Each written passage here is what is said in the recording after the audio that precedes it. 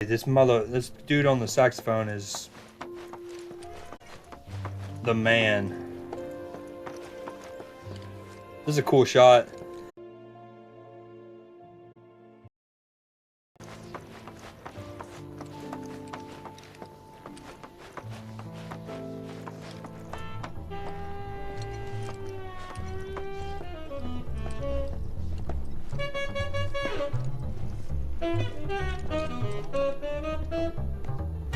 Not a saxophone. Actually, it is a saxophone. Right? Yeah. And a cello.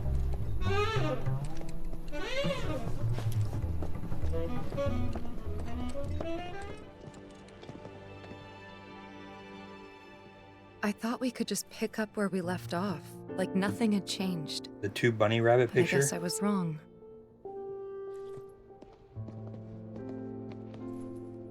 Guess so. I was so happy to see you again, but maybe I shouldn't have been. Damn. Cloud's like, I should have never left my room. If Barret wasn't snoring so damn loud, I could have just gone to sleep.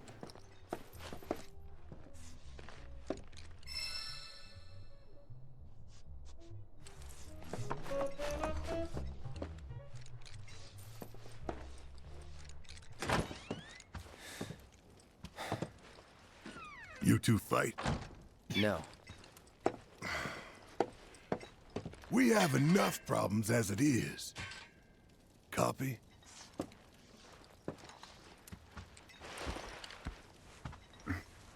Night. Tomorrow is another day. I don't think I realized his materia is on his collar. That's sick. Never meet your heroes. Great, great, great title for that chapter. It's actually technically not the title of the chapter, just the trophy for that chapter, but...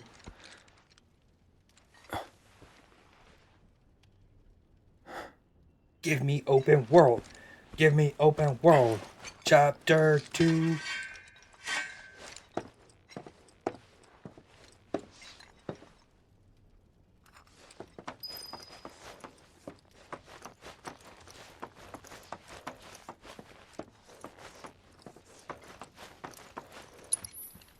Did you ever get, if you're still there, did you ever get your game started? Downloading? What's this? A gift from our humble establishment. Though it may not look like much, it should help you to break the ice with those you meet. Queen's It's blood? a blunt? That's the best form of ice breaking I've ever known. You can now play the card game Queen's Blood. Find other players denoted by the thing around the world and challenge them in matches. I'm one of those nerds who I actually really like the mini game and remake that like is kind of like a tower defense, but not really. Challenge in the matches. Should you win, they will often give you new cards to add to collection. Defeating players will also give you the opportunity to fight other opponents in different towns. You can also build and edit decks by selecting card decks from the main menu. Sick. Yes. You remember what that mini game was called in remake? Whoa, this is cool. A chessboard, but with cards. Each player takes turns placing a card on the board in one of the 3 lanes that span from left to right. Marvel Snap? First, try placing a card on one of the highlighted tiles adorned with an emerald pond. It looks like he wants me to put the Cactar. Jargantar. Oh, look, they have like certain movements. Like if he goes here, he can only go diagonally up to the right. Here, he can go. So he can't move straight forward. Oh, it shows you on the card. He can boom and then this thing can nice. This is cool. Once a card is placed, its power is added to your lane total. New positions will also be added to the board, which are tiles with emerald ponds upon which you can place cards. The yellow number in the top right corner of a card is its power, while the positions a card will add to the board are indicated by the yellow squares in the graphic at the bottom. Yeah, we got that.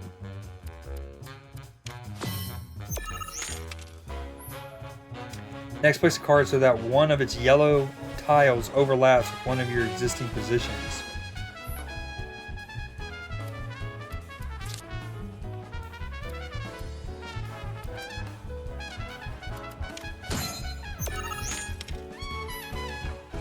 When one of your card's position tiles overlaps with a position you control, the position raises in rank.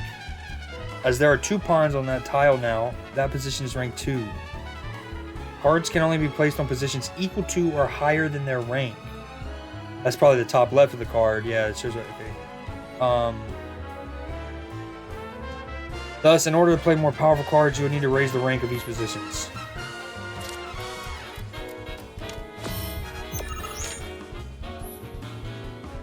As you now have a rank 2 position, try playing and raise 2 card on it.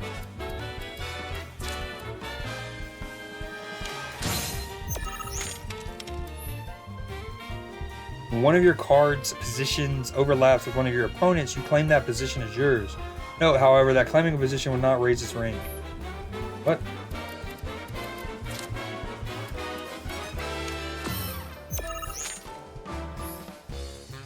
I do see like the sense that you kind of want to go and claim territory before it gets scooped while it has your pawns on it. You can keep track of who is winning a lane by looking at the points total on each side of the board. The numbers on the left represent yours, right? You may notice that some cards have tiles with red borders. These are the tiles that are affected by the card's ability. Place cards effectively to make the most of their ability and amass more power and more lanes than your opponent. In the event you cannot place a card, you can pass with triangle. When both players pass consecutively, the game will end. Alright, we have a 2 power. Okay, I think we do... Ooh, look, like in the middle, he, on his next turn, he could, in theory, place a card in the dead middle spot. Unless I do that.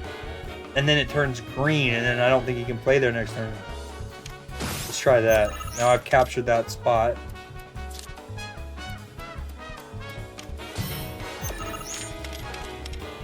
Okay. Gigantark. Raise the power of allied cards on affected tiles by 2 while this is in play. Is that just the red? I'm guessing it's the red tile. Okay, this is a kind of cheeky card. I can play it here, add power to this lane, and add power to this top lane, or middle lane. But I feel like I need to put a card here.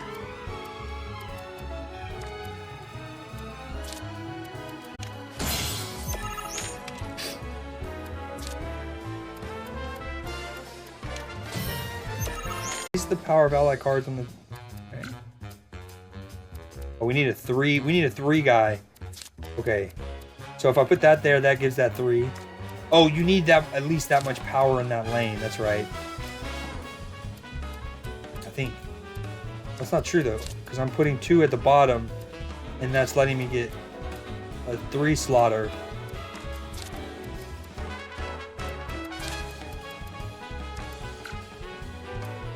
Alright, let's just do this. Okay. And then this will let me put a 3 bomber up there.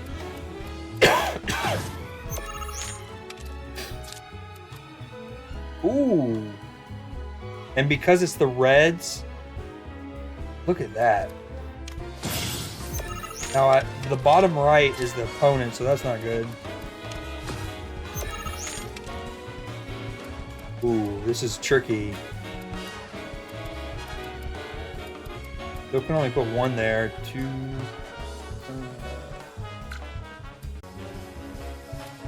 Because like, what happens? Do I fill the board up? Oh, you can't replace a card. Alright, let's just.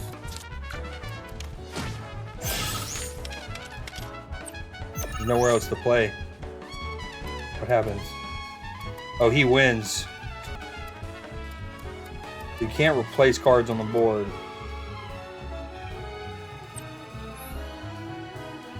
Each player's score is tabulated. Only the player with a higher power in a lane has their power added to their score. In other words, no matter how high your power in a lane may be, if it is less than your opponent's, it will now count towards the score. After calculating the winner for each lane and adding their scores up.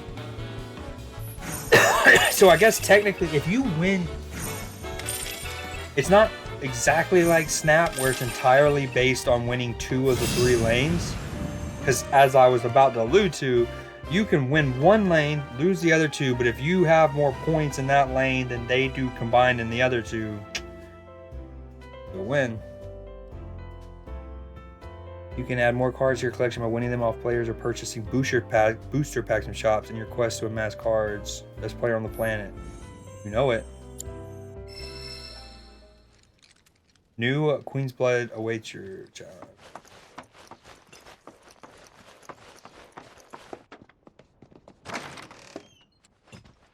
This was locked last night. Electable Creed. Ooh, I see you down there at the challenge.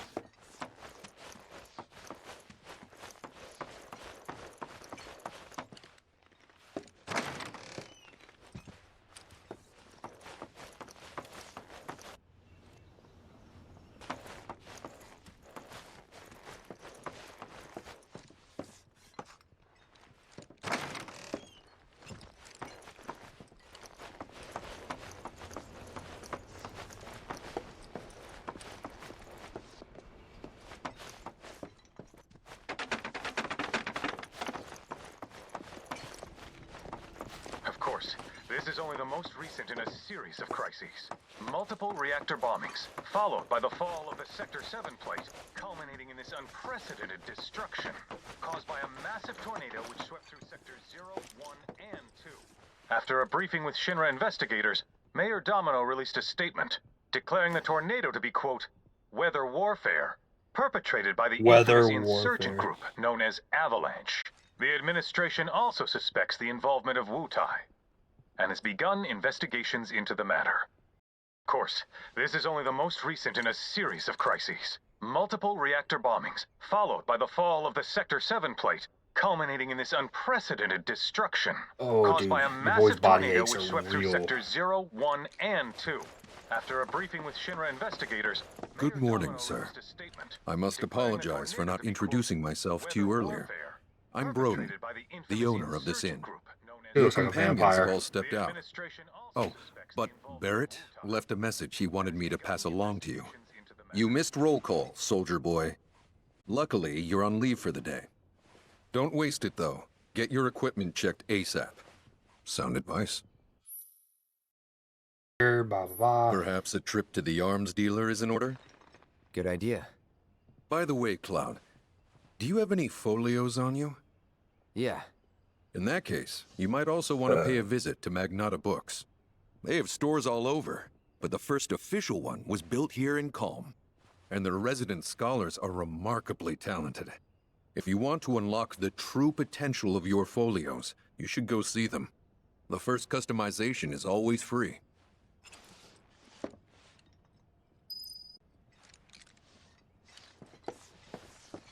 Kalm's a simple but beautiful town. It was weird walking out. What's cool is because like you stay at the inn when you're in Nibelheim. This is actually brilliant transitioning, right, from the past tense flashback sequence to the modern time, because of the prominence of the inn in both locations, right? The inn in Nibelheim, and then so anyways, like you come back to the modern time, but you're still walking out of an inn, so it almost feels like you're still back in Nibelheim. Finally. Rough day yesterday, huh? You've been waiting for me? I've been waiting for a chance to thank you properly. God, I'm already obsessed with this game. Without your help, I'd still be in Hojo's clutches, trapped in that lab. Was nothing. Even so, I owe you a debt. Until it's paid, I'm going to accompany you.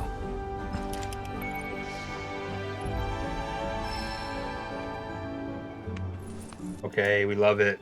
I like how that's also smart, right? Because Red was the one that we quote-unquote used the least in Remake, both in terms of you don't even like quote-unquote gain access to him until the latter stages of the game.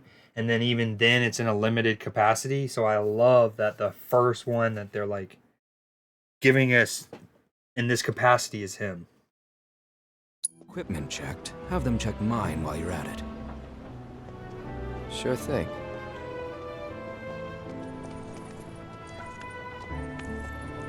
The rook's got a backbone.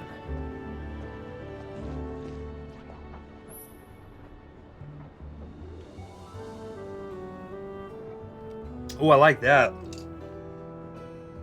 Deepening your party's bonds, thereby increasing your party level. The higher this level, the more skills and abilities will be available in your folios. Reactors are terrible for nearby farms. Guess what? I'm gonna get to dance with the Let them be. Oh, and there's like little friendship Morning. meters. It's almost like a Morning. Harvest Moon or Everyone's something. kind of off doing their own thing. I noticed. Say, this tank remind you of anything? Place I made that promise to you. Any other? Looks kind of like the water tower in Nibelheim. Right? Weird to think how much it meant to me back then. When I was still Oh, there. that's earlier I mentioned that this game isn't like Mass Effect and it has big implications. It's probably not going to change the narrative per se, but I do like that you will have dialogue options and that can affect things. As allies, I like how your boy noticed that just from the little smiley face above her head before I even talked. View a comrade's feelings towards Cloud as indicated by symbols. This is such a quiet, peaceful town.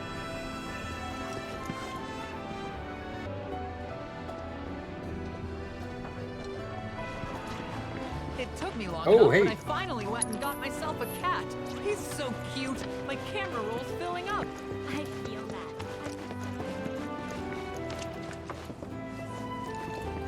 Chocobo Express! Delivery! Chocobo fast travel station. Welcome. Damn. That is quite the weapon you got there, mister. Keep your hand. Seen plenty of action by the look of it. But saying that, it's still only a shadow of what it could be. With a little love, that baby'll sing. If you like, I could show you. Unlock more of these skills just like in the other game. Blah blah blah. Changing your weapon will not reset it. Upgrading weapons by accessing the latent power in your gear. You can set weapon skills to further enhance your abilities and attributes. Try augmenting the Buster Sword. Well, we know. Buster Sword. Ooh, this is actually slightly different. As you increase your weapon level, you will learn more skills to unlock. No, actually, no, it's not. Kinda. In addition, you can also tweak your skill loadout. Because I feel like that's different than like the attacks that you got in the first game. You know, have to automatically out. No, boo. We're manually doing it. Game will continue to automatically adjust your loadout based on your upgrade settings for now. Indeed, and I also have this on See? dynamic difficulty. What'd I tell you? That girl is singing, and she's got the voice of an angel. Just make sure you take proper care of her, all right? Oh, and while you're here, check out what we got to offer. New weapons can be found in treasure chests on your travels, but should you happen to miss one, the local arms dealer will have it available to purchase. Many of these merchants even stock the latest armor and accessories, so be sure to check them. So we got a bunch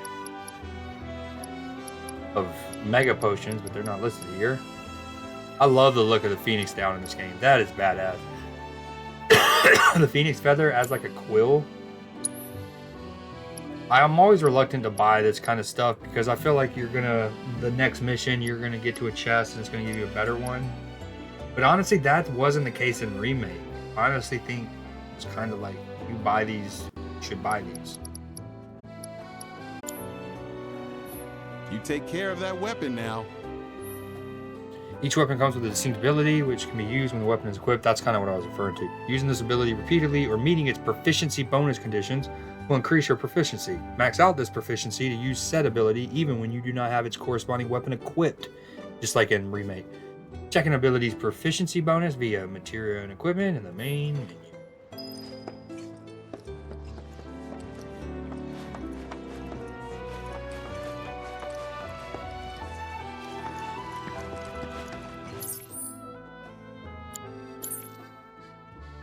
Alright, well, let me see like the regional map. Yeah, I love the map Dude, even seeing the different rooms in each building, look how cool that is. Oh. Very dope.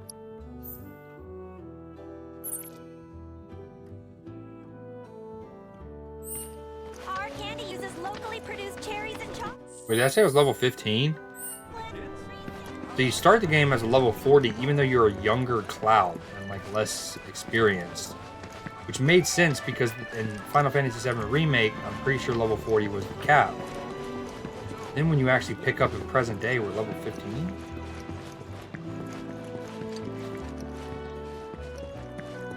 I'm going into the thicket. Heyo. Collectible Creed.